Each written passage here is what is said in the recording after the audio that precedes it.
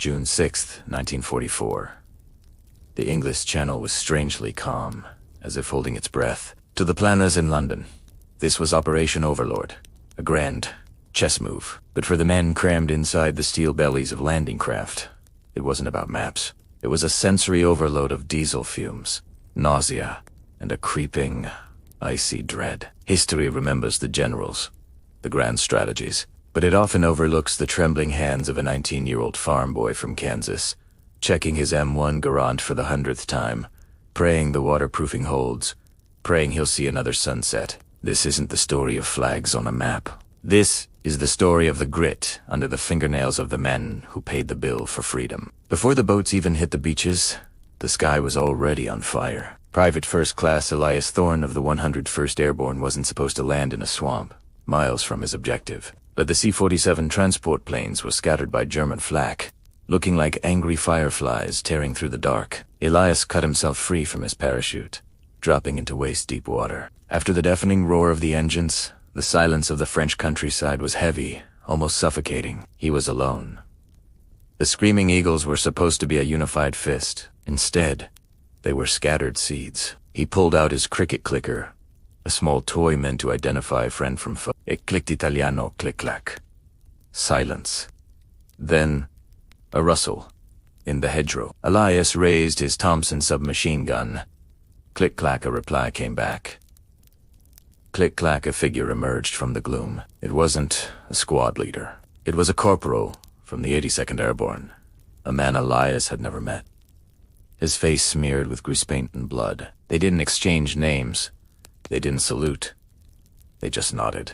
In that moment, unit patches didn't matter. They were Americans behind enemy lines. The only mission was survival. We moved toward the sound of the guns, the corporal whispered. For the next 4 hours, this improvised duo waged a guerrilla war. They cut telephone lines and ambushed a German patrol truck. Not with tactical precision, but with the desperate violence of cornered men. When the corporal took shrapnel to the thigh, Elias dragged him into a barn.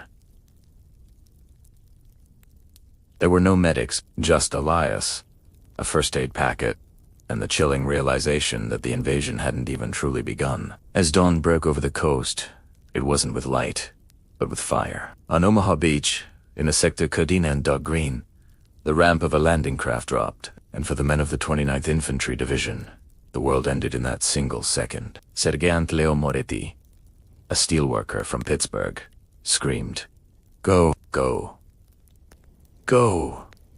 But the men in front of him didn't move. They simply collapsed, cut down by the bussards of German machine guns nested in the cliffs above. The water turned pink instantly. The reality of D-Day wasn't a heroic charge. It was the chaos of drowning under the weight of an 80-pound pack. It was the smell salt spray, wet wool, vomit, and the metallic tanks of explosives. Moretti jumped over the side, the freezing water hitting him like a hammer. He crawled. That was the reality of Omaha Beach. Crawling, the sand churned with mortar explosions. To his left, a radio operator screamed for his mother, clutching a radio smashed by a bullet. Moretti made it to the shingle, a small bank of stones, offering the only cover. He looked around. His platoon was gone. In their place were terrified stragglers from 3 different companies.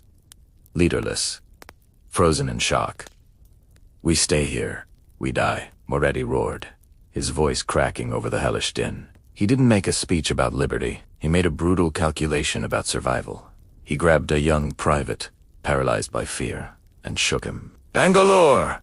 he yelled, pointing to the wire obstacles. "Grab the 2, but Moretti and 2 other survivors crawled forward, inch by agonizing inch, under the sweeping fire from the bunkers. They shoved the explosive Bangalore torpedoes under the barbed wire. Boom. A 6-foot gap of clear sand. It wasn't a grand victory, but it was a chance. Moretti stood up, a target for every gun on the ridge, and waved his men forward. He wasn't thinking about history. He was thinking about getting off that godforsaken beach. Amidst this carnage, there were men who carried no rifles. Medic Samuel Hollenbeck, known as Doc, moved with frantic precision.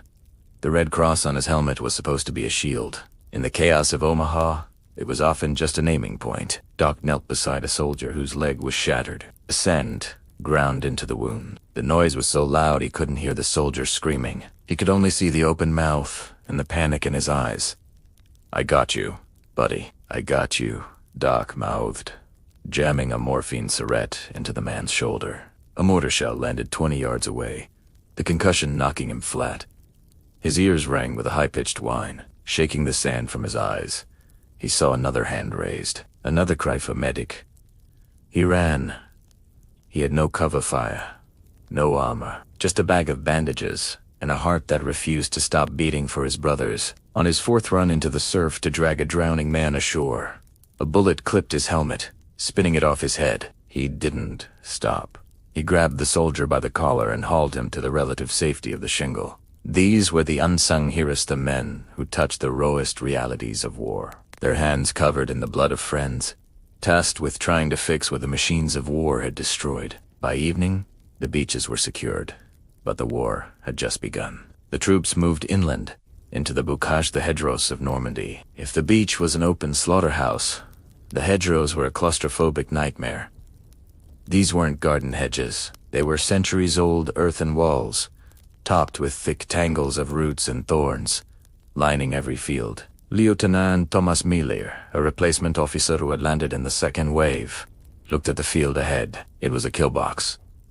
The Germans knew every inch of this terrain. They dug their tanks into the earth, making them invisible until they fired.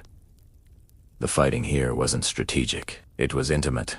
A desperate battle for just 50 yards of dirt. Miller's squad moved along a sunken road. The air smelled of crushed apples and rotting livestock caught in the crossfire. Snap. A sniper. The man next to Miller folded quietly to the ground. That was the reality of the hedgerows. The suddenness of death. There were no grand charges, just the unbearable tension of the next step. Miller saw a rustle in the leaves ahead. He signaled his Browning automatic rifleman. They unleashed a torrent of fire into the green wall.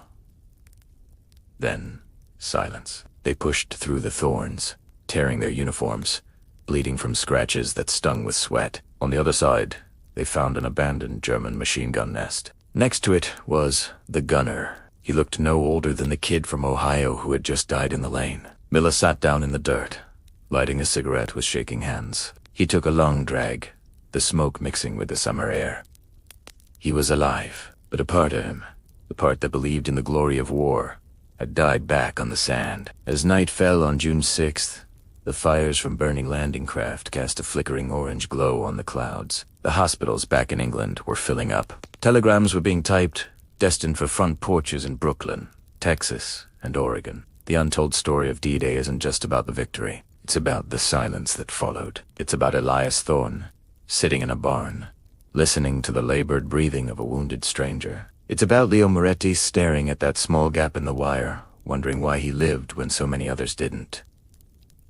It's about Doc Hollenbeck, his hands stained dark, finally collapsing from exhaustion, unable to wash the war off his skin. These American heroes didn't fight for geopolitics in that moment. They fought for the man on their left and the man on their right. They fought to survive the raw, harrowing reality of steel and fire.